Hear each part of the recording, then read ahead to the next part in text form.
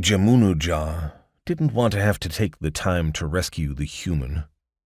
If it was foolish enough to go off into the Viisiiviisii all by itself, then it deserved whatever happened to it.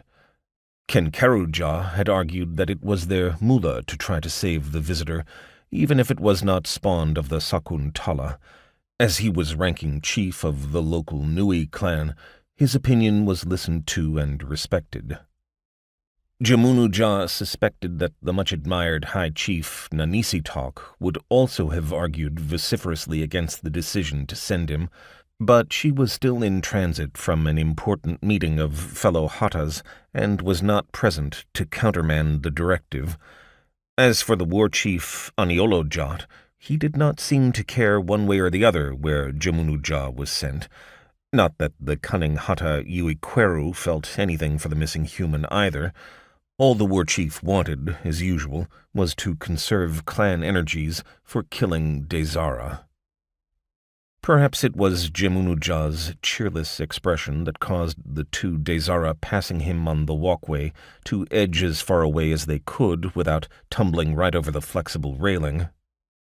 The speaking, breathing trunk that protruded from the top of their ovoidal hairless skulls recoiled back against the edges of their flat-brimmed rain hats, and the secondary eating trunks that hung from the underside or chin region of their heads twitched nervously. Their large, protuberant, close-set eyes nervously tracked him from behind their visors. Another time, Jamunuja might have found their excessive caution amusing. Not today. He supposed Kenkeruja was right. Chiefs usually were, but for the life of him he could not understand how the death of a missing human, and a self-demonstrably reckless one at that, could affect the clan's mullah. But the chief had made a decision. As a result, he now found himself directed to present himself to the female in charge of the human community on Fluva. Since Lauren Matthias's status was equivalent to that of a senior Hatta, or high chief of the Sakuntala, Jamunuja would be obliged to put his own feelings aside while showing her proper respect. He smoothed his long stride. Actually, he ought to be proud.